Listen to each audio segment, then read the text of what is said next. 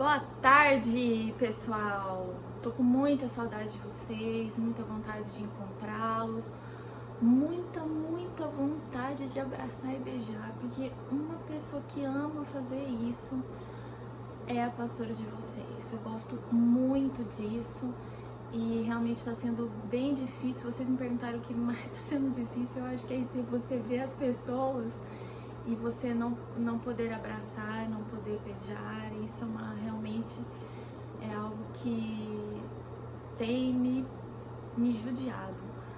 Mas eu agradeço a Deus, porque a Bíblia fala que em todas as coisas nós devemos dar graças. Quero agradecer pela oportunidade de estarmos fazendo, de Deus estar dando essa oportunidade de usarmos as redes sociais aí, né, para nos comunicarmos e de alguma forma nos sentirmos mais perto uns dos outros, né? Durante todo esse tempo eu tô tendo muitas informações, muitas coisas, e eu penso muito, medito muito. Queria até pedir desculpa para os irmãos, eu tô gravando aqui no meu quarto porque eu tô com uma crise de lombalgia violenta e eu não consigo ficar mais de 10 minutos em pé de tanta dor que eu sinto, e aqui é uma posição que eu consegui ficar, que até sentada tá difícil. E para poder gravar esse vídeo para vocês, tô me sentindo confortável aqui. E eu sei que vocês não vão se importar com o fundo. Muitas pessoas me perguntaram a respeito, pastora, o que você acha? Você acha que isso é uma conspiração? Uma arma biológica? Com qual finalidade? Ou isso foi apenas uma peste mesmo que aconteceu entre tantas outras, como Jesus disse, né, lá em Mateus 24, que elas aconteceriam, que isso seria o princípio das dores? E qual é a sua opinião a respeito disso, pastora? Eu recebi um vídeo que havia, acho que era um livro alemão escrito sobre essa pandemia, quando ela aconteceria, inclusive tá a data lá de 2020, né, que viria e depois desapareceria. E eu estudei muito a respeito disso e hoje eu acho que eu tenho talvez uma opinião para dar para vocês a respeito disso. Vocês me perguntarem, então, pastora, o que você acha? Você acha que é um conluio, né? E o que isso tem a ver com a Bíblia? Onde isso se encaixa no Apocalipse 13, né? E a minha opinião é que sim, que isso é realmente uma conspiração, tá? É uma conspiração do rei do norte, que é o papado, com o rei do sul, que a gente falou que o rei do sul tem muito a ver com o comunismo. O que eu não sabia, quando a gente estudou Daniel 11, através da vida do pastor, que eu aconselho inclusive que vocês ouçam, o que eu não sabia era que o rei do norte e o rei do sul, eles estariam unidos nessa batalha. Como assim, pastora? Estudando muito a respeito do perfil do Donald Trump e do Papa, eu descobri que eles não se bicam, né? Eles são rivais, né? São inimigos. E peraí que a Marcela ligou o aspirador de pó aqui.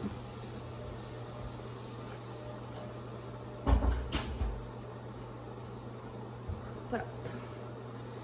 Aí, que eles não se bicam, né? Então, assim, há muita dificuldade de comunicação do Papa com o Donald Trump, porque aquilo que o Papa quer implantar, o Donald Trump é totalmente avesso e não há comunicação entre eles.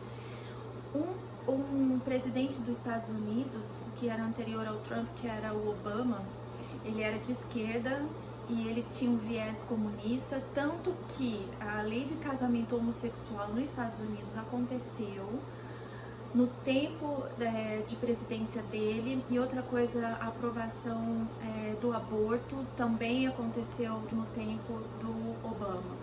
Então, se você buscar aí na história, você vai ver os dois se encontrando. Foi o tempo em que o Papa pisou pela primeira vez no Congresso norte-americano, no parlamento. Então, assim, você vai vendo que todos os governos do mundo vão pender para isso, né? O João até fez uma brincadeira, uma brincadeira não, um questionamento com mãe. Então quer dizer que todos os países do mundo, pelo menos os maiores, vão ter que ter presidentes comunistas.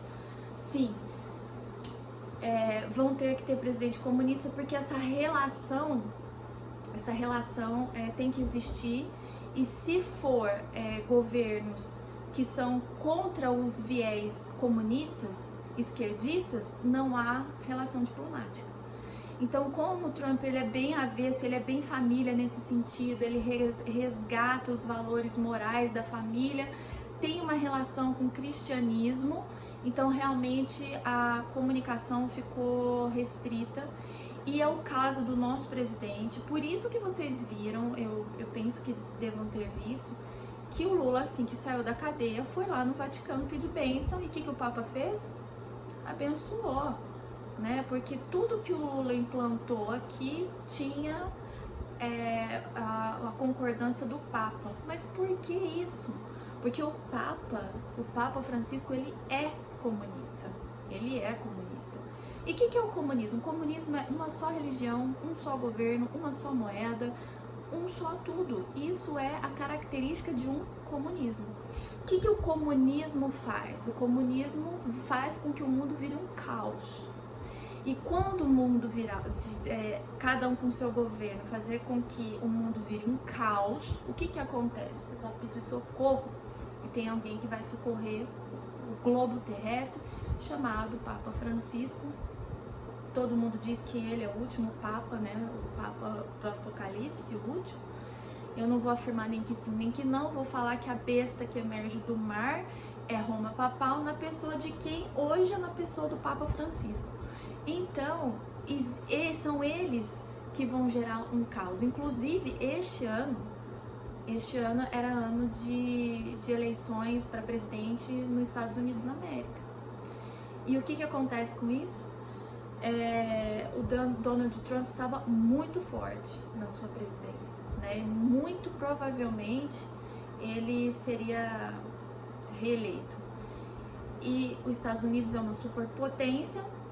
E como fazer para que os Estados Unidos fosse abalado, atingindo, se eles não podem fazer isso diretamente porque a economia é forte, mas se eles desestruturassem exteriormente a ponto que isso chegasse ali, então eles teriam um caos e certamente afetariam a economia dos Estados Unidos. Então, olha só que interessante. O Papa Francisco, há pouco tempo atrás, ele assinou um decreto, tá, de que as igrejas católicas estariam sob o governo chinês, e que eles, como os bispos lá chineses, tá, chineses comunistas, que comandariam as igrejas católicas na China. O que aconteceu? Foram destruídas, foram queimadas. E isso começou a ter uma revolução gigantesca dentro do catolicismo, tá? E o Papa tem relação, assim, muito grande com os países comunistas, tá? E nós acreditamos, eu acredito pessoalmente, que isso foi uma grande cartada de mestre, esse coronavírus, uma conspiração mesmo. E eu não culpo os chineses, né? Mas eu culpo a cúpula chinesa, os governantes da China, porque o povo sofre. Quem está debaixo de um comunismo ferrenho como a China, como a Rússia, a Coreia do Norte, sofre muito. Então, eu não culpo os chineses, mas a cúpula, a liderança chinesa, tá? Então, esse vírus foi um vírus realmente fabricado em laboratório e com o intuito de alcançar o mundo, especificamente os Estados Unidos da América. E como que eles conseguiram isso? Porque a OMS, que é a organização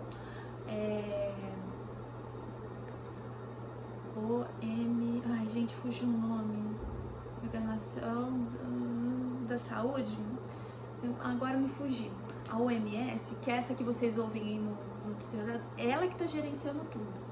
Então, há quanto tempo todo mundo está falando, isso vai virar uma pandemia, e a OMS falava assim, não, que a Organização Mundial de Saúde, OMS, a Organização Mundial de Saúde, Não, fiquem tranquilos, isso não é uma pandemia. Pandemia é aquilo que acontece no mundo todo, no globo terrestre, então é chamado de pandemia. E a OMS segurou, por quê? Porque lembra da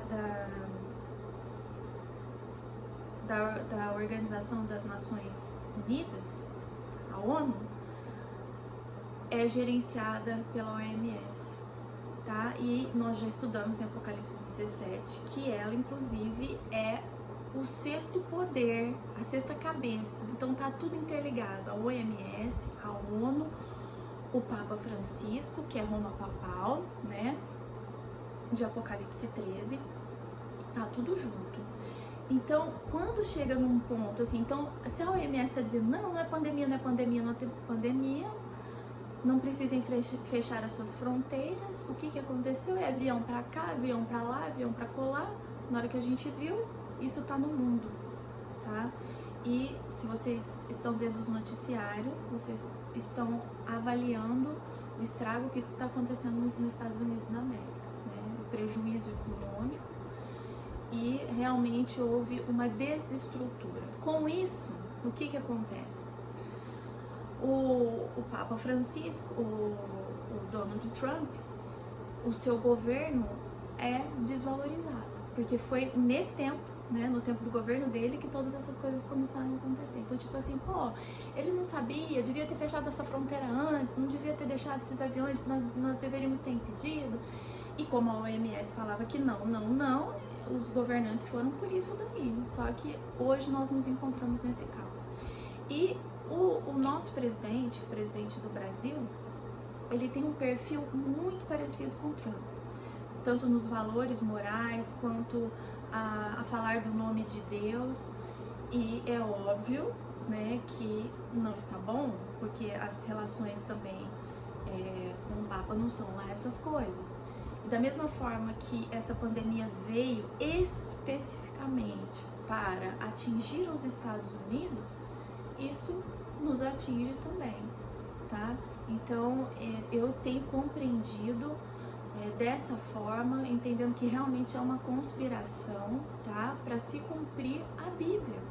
Então, assim, pastor, é uma conspiração, e onde eu coloco a Bíblia nisso? Como, de que forma eu tenho que entender? A forma que você tem que entender é muito simples. Essas coisas vão de acontecer. Porque em Apocalipse 13 diz que os reis da terra, que vão governar as 10 supernações, entregarão o seu poder à besta, né? Então, assim, isso é bíblico, isso vai acontecer, entendeu? Precisa haver uma aliança entre a besta que emerge do mar, que é o Roma Papal, com a besta que emerge da terra, que é os Estados Unidos. Mas se o Trump não se liga com o Papa Francisco, como é que pode haver? E a Bíblia vai se cumprir. Então, tudo aquilo que for necessário acontecer, né? Eu não sei se vocês também sabem que os dois candidatos à presidência dos Estados Unidos, os outros dois que concorrerão com o Trump, um é um super esquerdista, comunista, daquele severo, que apoia as coisas mais esdrúxulas, mais horrorosas que o comunismo pode implantar. O outro também é comunista, mas de um viés mais leve, tá? Então, eu penso que é uma estratégia, tá? Para fazer declinar o Trump e entrar um desses dois. Então, queridos, as coisas estão caminhando aí para o seu cumprimento final. Isso é Bíblia, não adianta brigar com isso. Mas você está dizendo que é conspiração. Irmãos, é conspiração, e quem permite? Quem é que permite que um entre no governo e que ele seja tirado do governo? Quem que levanta e depõe reis? É o Senhor, para o cumprimento. Então, houve uma conspiração, né? E onde Deus está nisso? Deus está nisso através da sua permissão. Deus está permitindo todas essas coisas, porque é cumprimento da sua palavra, tá? Então precisa haver uma aliança entre a besta que emerge do mar com a besta que emerge da terra, e essa aliança está quebrada porque o Donald Trump, ele anda segundo as suas próprias convicções, ninguém faz a cabeça dele. Então isso foi uma tentativa do Donald Trump ser impedido de ser reeleito nessas eleições desse ano, que agora também já nem sei se vai existir mais, né? Me parece que estão aí talvez pensando em adiar as eleições, né? Mas a imagem de um presidente que não foi capaz de impedir uma pandemia no seu país. Muitas pessoas assim, Nova York está devastada, parada, uma das maiores economias dos Estados Unidos, que é Nova York, né? Só de metrô por dia passam 8 milhões de pessoas por dia no metrô de Nova York. Então assim, tá havendo uma desestrutura muito grande, né? E os americanos vão olhar isso e talvez culpem o seu presidente por tais circunstâncias, quando na verdade as informações que foram dadas através da OMS, que é a Organização Mundial de Saúde, unida à ONU, que é a Organização das Nações Unidas, falavam a mesma língua. Não, pandemia, não precisa se desesperar, não fechem as fronteiras, tá tudo organizado, fiquem tranquilos, tá? Então era no intuito de que houvesse uma desaprovação, porque a economia forte não tinha como eles derrubarem dessa forma. Então foi uma estratégia de guerra. Nós estamos vivendo aí uma guerra grande. E aí entra o capítulo que a aplicação agora para nós, né? Eu apliquei com referência aos eventos finais, né? O que aconteceria, né? Por que essas coisas estão acontecendo, né? Um fundo escatológico, né? Apocalíptico disso, para você entender, contextualizando tudo isso dentro da palavra. E eu recebi uma palavra lá que está lá em Juízes 7 a respeito da vida do Gideão. O Gideão era um cara medrosão, né? E o Senhor chama ele para livrar, né? Através da vida dele, mas 300 homens das mãos dos midianitas, que eram o povo que estava aí escravizando Israel. E o Gideão pede prova para o Senhor, pede 2 provas. E o Senhor responde, dá a confirmação para ele. Mas ele tinha ouvidos para ouvir, tinha olhos, sabe, a respeito de exercitar os sentidos, sejais exercitados em vossos sentidos, né, experimentado, né? E é isso que o Senhor nos chama, a estar experimentado. Acho que foi ontem que eu postei no Zap da igreja a respeito de que o dom de escutar a Deus estava enterrado e que era necessário agora nós resgatarmos esses dons de escutar o Senhor, né? E pedir, se for necessário, se você é uma pessoa que é medrosa como Gideão era, pedir provas. E quando Deus te der essas provas, você não se acovarde, mas você vai em frente, porque lá em Juízes 7, no versículo 2, a primeira coisa que Deus fala assim, ó, Jean, conclama o povo aí, conclama esse povo, proclama em alta voz e chama todo mundo aqui para congregar para essa batalha. E o Gideão faz isso. Só que a primeira coisa que Deus fala assim, agora você vai falar em voz alta, quem é medroso e covarde?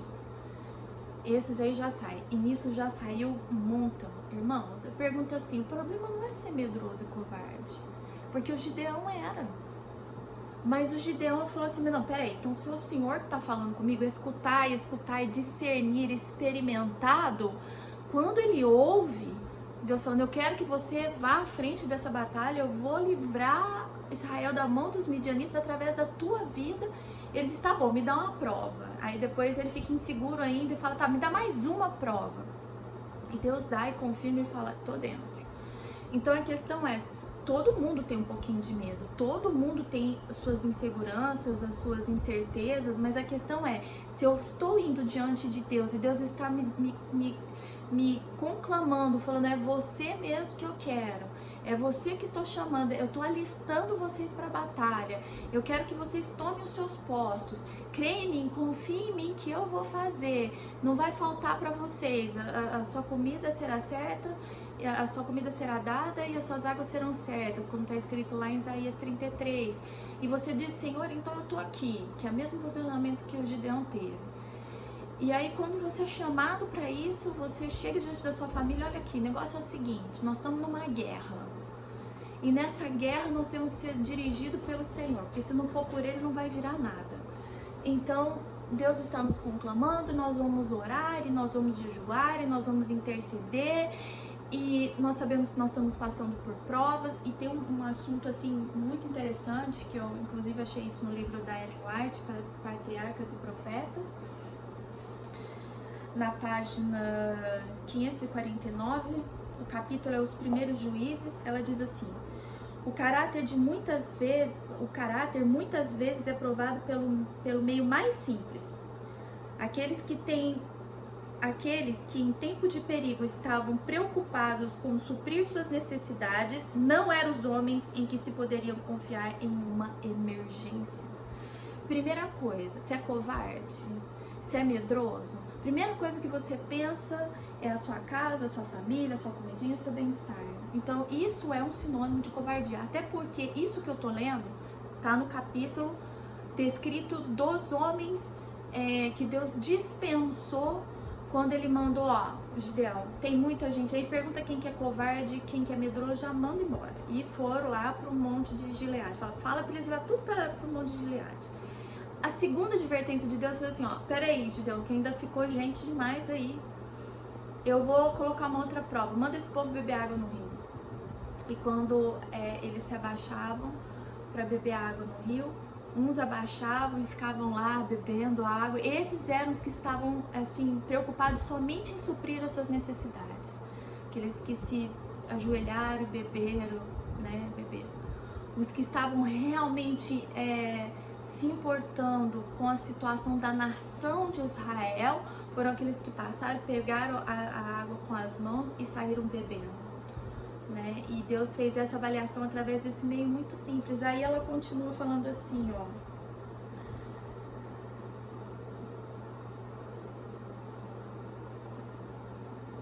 O Senhor não tem lugar em sua obra para os indolentes e condescendentes consigo mesmos. Os homens de sua escolha foram os poucos que não permitiram que as suas necessidades os detivessem no desempenho do dever. Os 300 homens escolhidos não somente possuíam coragem e domínio próprio, mas eram homens de fé. Não se haviam contaminado com a idolatria. Deus os poderia dirigir e por meio deles operar o livramento para Israel. O êxito não depende do número. Deus pode livrar tanto com poucos como muitos. Ele é honrado nem tanto pelo grande número como pelo caráter daqueles que o servem. Irmãos, isso aqui é uma lição tremenda. Uma lição tremenda. E é a meditação que eu deixo para você, se você quiser usar esse vídeo para fazer o seu culto hoje de quarta-feira, meditar com a sua família. Quando você olhar para você, você se vê entre os 300 escolhidos que não estavam preocupados com a sua própria vida, mas ou você está entre aqueles que foram dispensados porque pela forma que eles se comportam, seus hábitos, suas atitudes mostram que eles não estão aptos a serem parte daquele exército poderoso de Deus. Porque nós estamos sendo convocados para uma batalha e não é agora no tempo de coronavírus. Nós estamos sendo convocados a uma batalha desde o momento que aquela igreja foi fundada. Lógico que nós não sabíamos, né? A princípio eu não fazia ideia disso, fui descobrir talvez 1 ou 2 anos depois, não sei ao certo, que nós seríamos a tropa de elite do Senhor. Os 144 mil. Os 144 mil não ficam olhando para o umbigo, não pensam em satisfazer as suas próprias necessidades. Eu fico pensando, será que algum dia você orou pensando em quantas pessoas podem estar perdendo o emprego e como elas vão fazer e de que forma você poderia ajudá-las? Será que você perdeu uma noite de sono pensando nisso? Será que você orou, jejuou e rogou por isso? Será que você se lembrou de orar, de pedir ao Senhor por isso?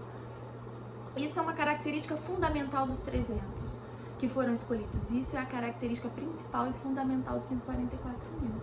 Não há lugar para egoísmo, irmãos. Jesus jamais poderia escolher pessoas egoístas, porque ele é o mestre da abnegação do eu.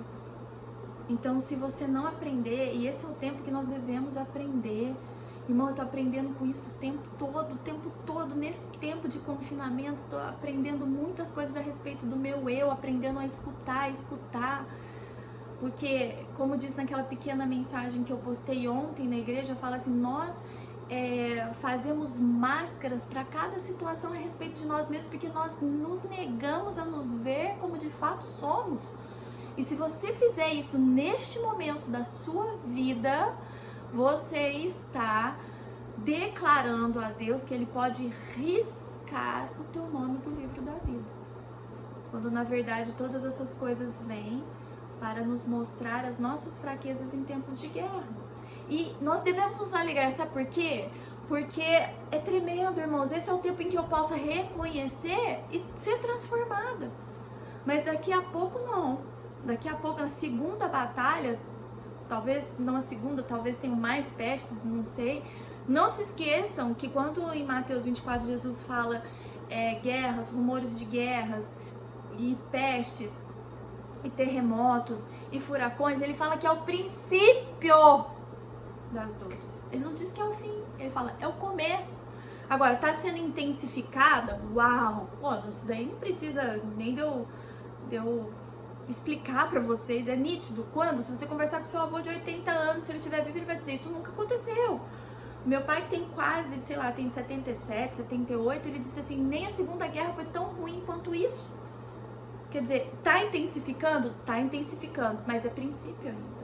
Então é tempo de você se preparar, é tempo de você permitir que o Senhor gere dentro do teu coração arrependimento e conversão. E conversão é deixar, irmãos, não é confessar, tá? Não é só confessar, eu confesso e deixo, mudo a atitude, é convergir. Eu estava indo para uma direção e agora eu passo a andar por outra direção. Então, nós acabamos nem lendo aí, né? Mas é o Juízes 7, o versículo 7, o versículo 2, né? E o versículo 3 e o versículo 4 vai falar a respeito dessa história que eu contei para vocês, tá? A respeito de como os homens beberam água demonstravam o interesse pela causa do Senhor ou pela sua a licitude, o cuidado pela sua própria vida. E eu pergunto pra você hoje, termina esse vídeo aí de meia horinha perguntando pra você hoje, né? Será que você tem tido mais zelo com a tua própria vida do que pela causa de Deus? Que você possa meditar sobre isso e deixar o Senhor falar. Escuta, irmãos, não tampa o ouvido. Talvez você vai chorar, talvez você vai ficar muito mal. Mas é algo que é necessário, porque Deus fala que o arrependimento com choro ele é legítimo. Então eu oro para que você tenha essa compreensão, esse entendimento e de alguma forma essa palavra possa ter abençoado a você, a sua casa e a sua família. Deus te abençoe. Um beijo, saudade de vocês.